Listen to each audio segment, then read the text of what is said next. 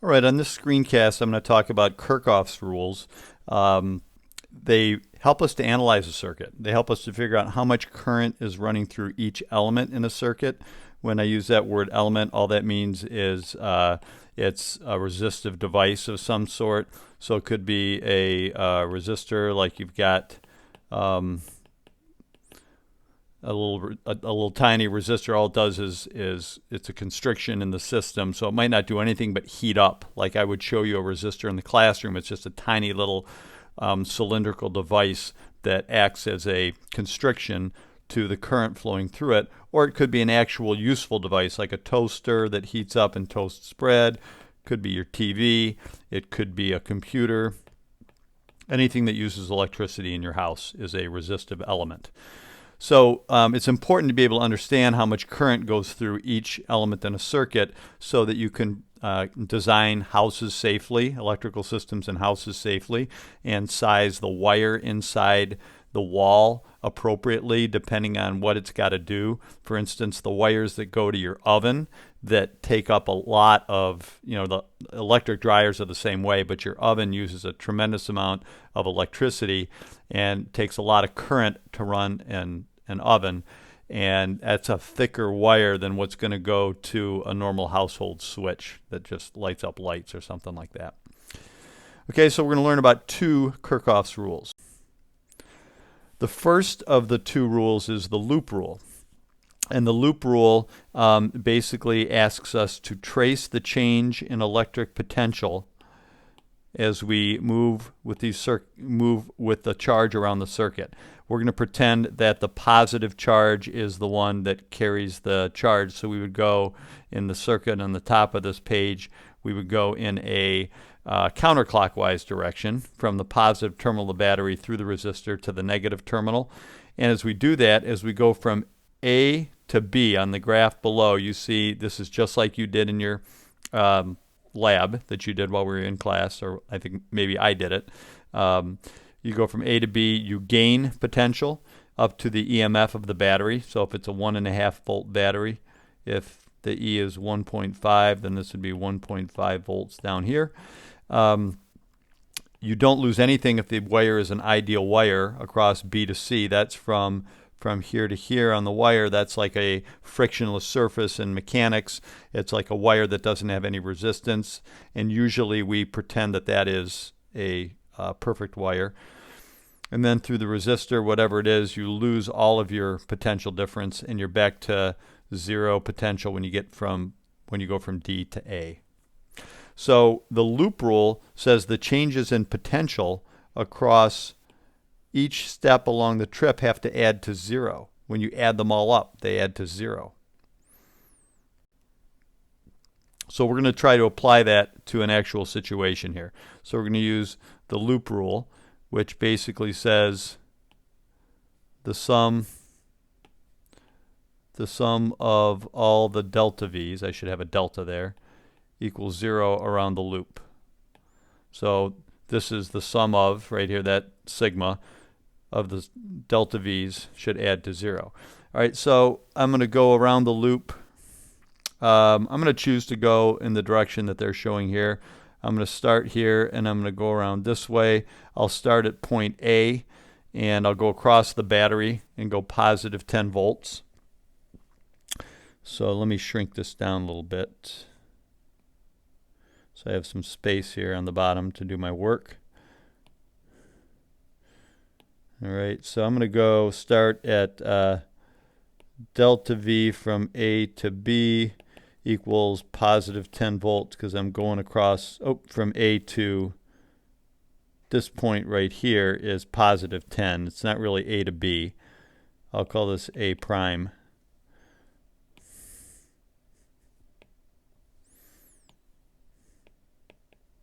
Is positive 10 volts. Then I go from A prime to B.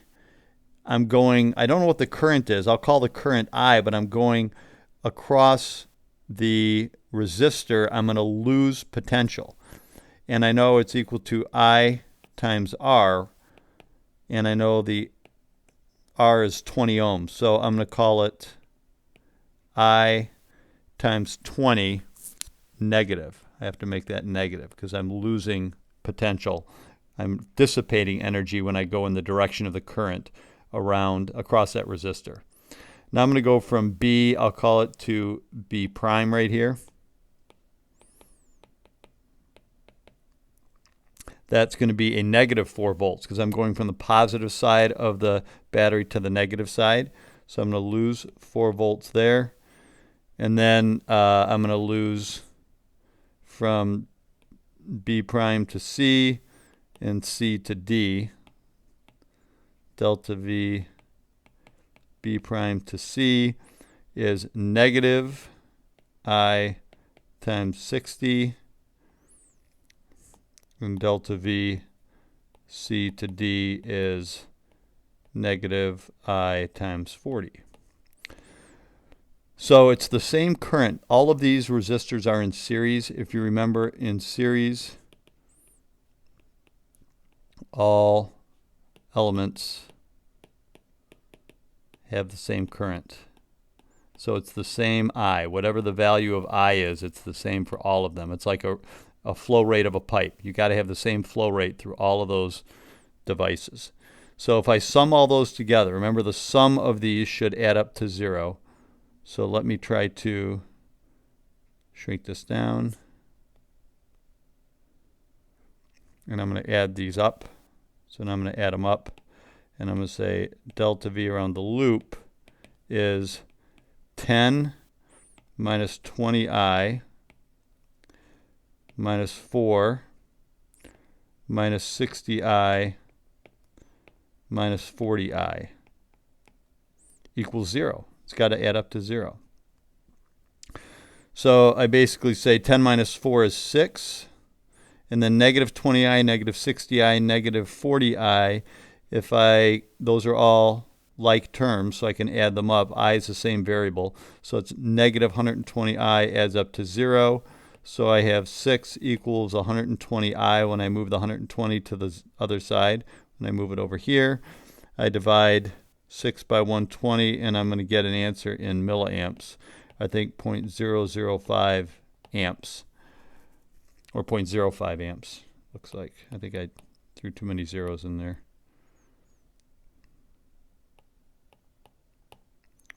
Or 50 milliamps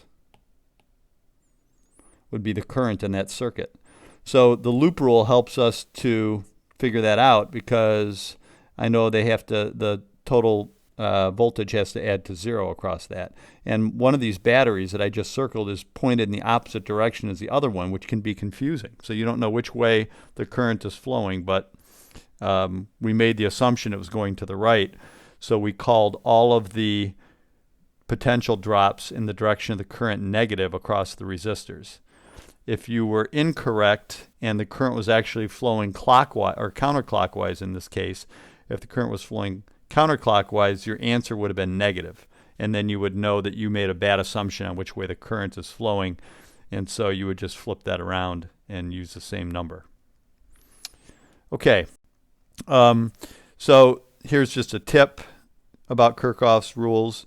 For Kirchoff's rules, the sign of the electric potential across resistors, we assume a certain direction, and the potential change across the resistor if you move in the direction of the current is a negative I times R. You saw that. If you move across a resistor in the opposite direction of the current, it's positive IR. So you have to assume the current direction. You have to show which direction you're assuming, and you keep all the signs consistent as you go across those devices and across the battery.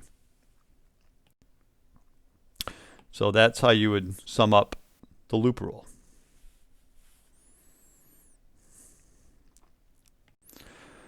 This is a good time to talk about internal resistance in a battery.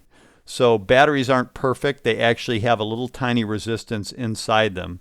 And if you continue to connect additional devices across a battery that's in parallel, devices that are in parallel, and you increase the current through the system, the actual potential difference across the terminals on the battery is lower than if there was no current going through the battery at all.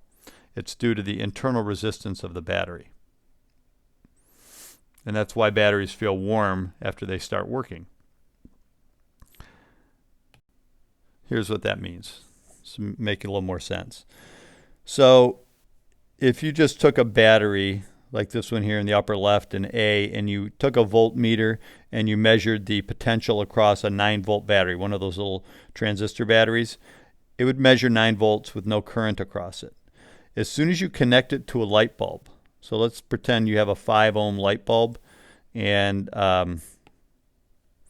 you end up with a current through the light bulb of 1.5 meters as measured by an ammeter. Notice how the ammeter is in series. Just to remind you that ammeters are always in series. Voltmeters are always in parallel across a device. But the ammeter is shown with all the current flowing through it. It measures 1.5 amps. Well, just doing the math, that's 7.5 volts across the terminals of the battery. So the voltmeter would read 7.5 volts. What happened to that 1.5 volts? Well, what happened to that 1.5 volts is if you actually represent the battery with this little dashed line around the outside of the battery, and you show the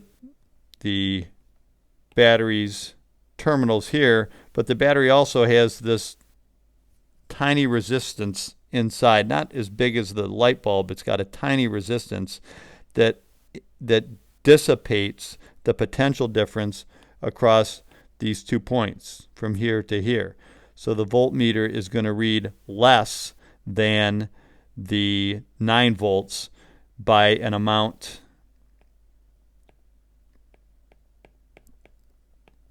that's going to be the delta V across the battery. The 9 volts minus 1.5 times that little resistance of the battery. So we could actually calculate what that little resistance is by solving for little r. So it's not going to be much. In fact, it looks like it's 1 ohm in this case. So you have a smaller resistance in the battery than the device itself, which is pretty typical. It's usually not a very big resistance.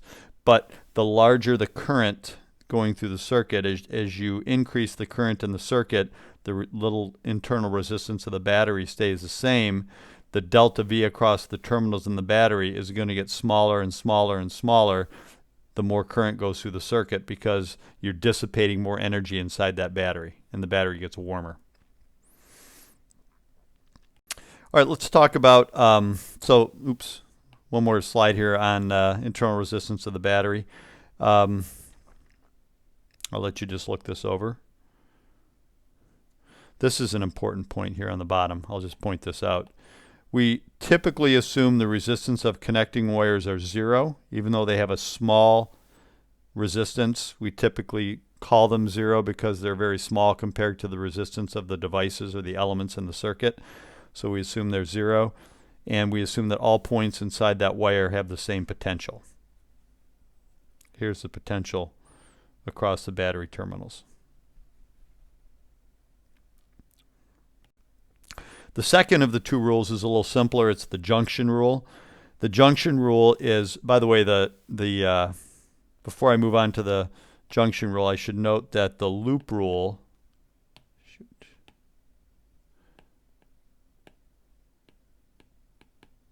is based on a conservation of energy.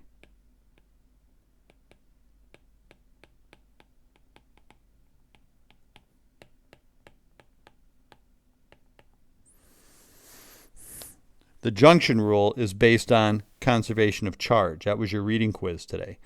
So charged particles can't be created or destroyed. They are conserved in our universe.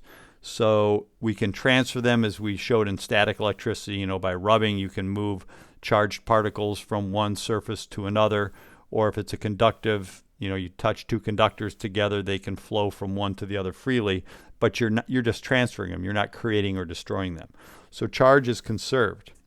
So if you look at a node or a junction at any point in a circuit, for example, point A right there, the current that comes in, I, splits just like water. It's part of that current is going to flow up this way, I1. Part of it's going to flow down, I2. So what comes in, I, has to equal what goes out, which is I1 plus I2. So that's just conservation of charge. That's just adding everything in, has to equal everything that goes out. And likewise, I1 would be coming into this point of B, I2 would be coming into this point B, I would be coming out again. So at point B, on this side, you would say that the same thing, I equals I1 plus I2. The only difference is that I1 and I2 are incoming to junction B, and current I is the outgoing.